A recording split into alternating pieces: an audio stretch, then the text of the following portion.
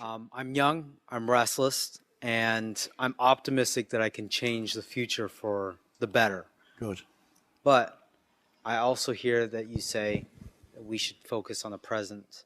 Yes. And well, you talk about Groundhog Day and focusing on the present. So then, how do you bring about innovation and change when Yes. not focusing on the present? Yes.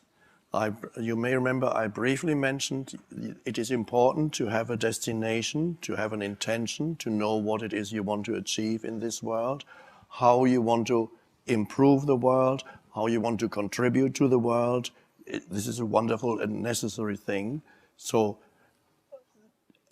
the question is whether your intentions and your projects, your plans, as you begin to implement them, do they contribute to your happiness or do they generate stress? So while you are trying to make the world into a better place, you make yourself and others unhappy in the meantime if you are not aligned with the present moment. So it is perfectly possible and really the only sane way to live, not only to have a plan and to contribute to the world, but to realize the quality is highly important. It's not only what you do, the quality of doing, the consciousness that flows into what you do is even more important. In other words, how you do what you do is more important than what you do.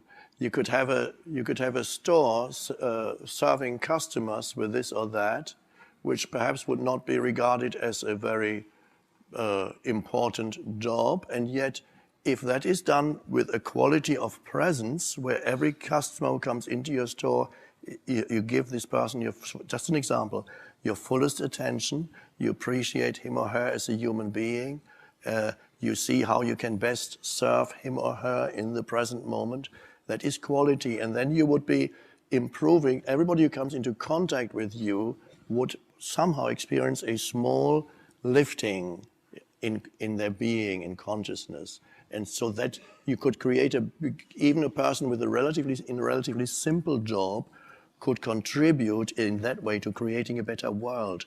And if you have a huge project, this is wonderful, of course, but I would suggest or recommend that you are careful that you give your fullest attention to whatever step you're taking in the present moment towards your goal, because the step is as important as the goal. In fact, the quality of the step determines the goal. So the means never justifies the ends. The means and ends go together.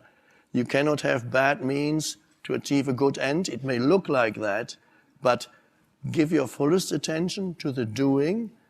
See if you can be fully aligned with it so that you don't generate negative energy because you want to create a better world.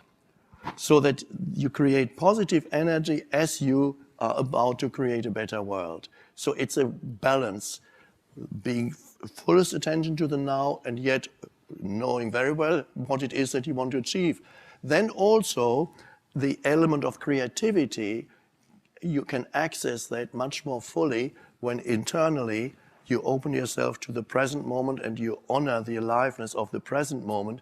You get far more insights into what you need to do, what is needed, and this may sound a little bit, I hope not too new agey, but when you are fully aligned with the present moment, you tend to, when you are this positive, you tend to attract helpful factors into your, I've experienced that many times in my life.